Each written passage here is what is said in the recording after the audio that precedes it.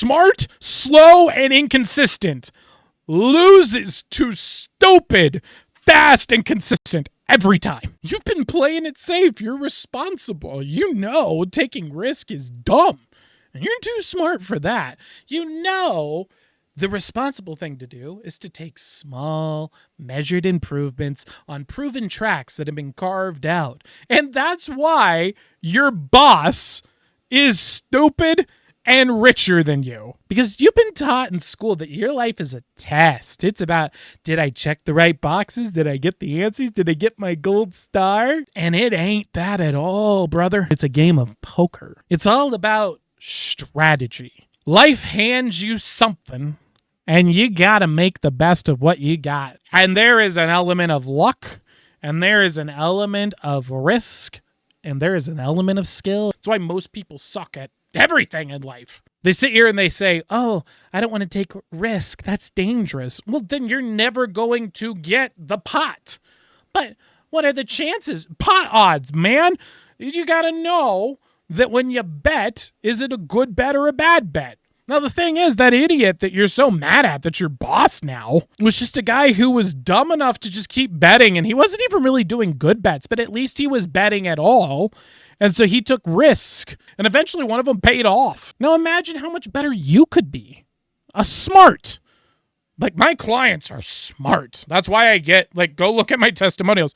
The reason they're all just out of the park is not because of me. I just work with really, really smart guys and get them to use their brain the right way. And that's why the results just happen. Because as soon as they're like, oh my gosh, I get it. And then boom, they know what to do because they spent 20 years studying all this stuff. And so by the end of this video, you're going to understand how to think about risk in a much better way because you're not actually seeing the two sides of risk. And once that unlocks in your brain, you will never see the world the same way again. So if you don't want that to happen, scroll by now. So here's the thing you have to understand. There are two sides to risk. Risk number one is that you invest and it doesn't work out. You put the time in, you put the money in, you put the effort in, and you lose it. And that's the risk you're afraid of. But what you don't know is the second kind of risk. But before we can talk about that, you have to understand this fact that there is a cognitive bias that is so powerful and invisible that I can tell you it right here, plain as day, and it will fade away like a vapor. The entire stock market, the way that these investors make hundreds of millions, billions of dollars, is all because of this one cognitive bias. Sherlock Holmes called it the dog not barking. We can see the cost and risk over here very clearly, and it's scary, and so we avoid it. But what you're missing out is the risk of not doing the risk. What you're losing out over here, known as opportunity cost. So think about it like a skill. Maybe you watch 10 videos to learn a skill that will make you $10,000 more a year in your career. And there's dozens of these. I have entire videos about skills like that. And let's give it the benefit of the doubt and say maybe 10% of the videos you're going to watch are going to actually get you that unlock. That means if you go watch 10 videos, 9 of them are going to suck. They won't do anything for you. You're going to lose all that time. But if that 10th one unlocks $10,000 a year for the rest of your life, think about how much cash that is.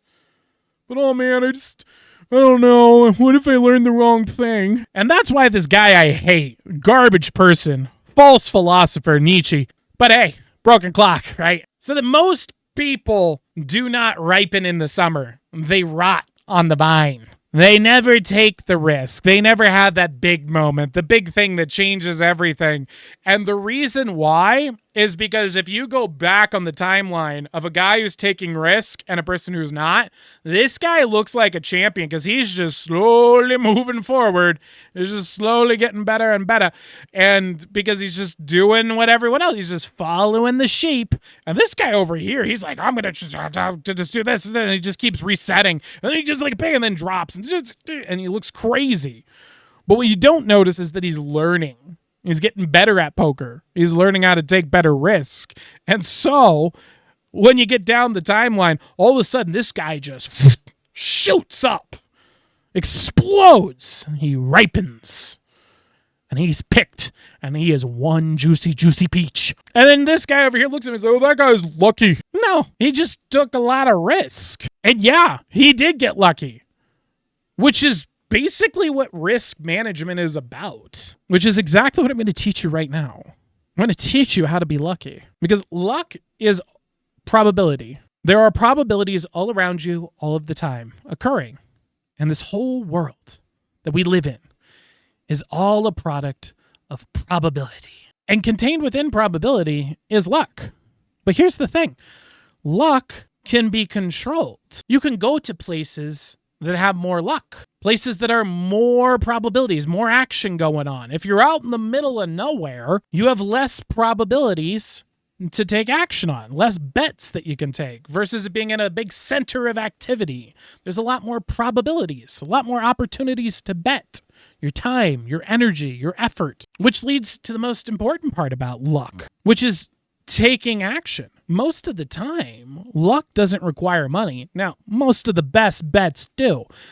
And the ROI can be huge. But the biggest ones come from bets of your status. Just your status. Just looking dumb. Being embarrassed. Think about that.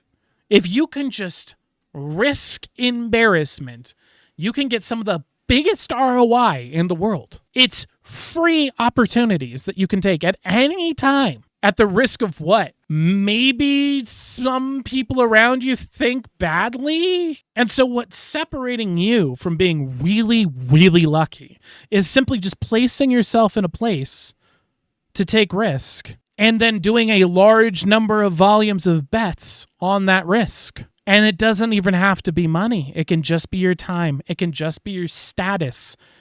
And hey, maybe throw in a few bucks here or there as well. But now what are you going to do?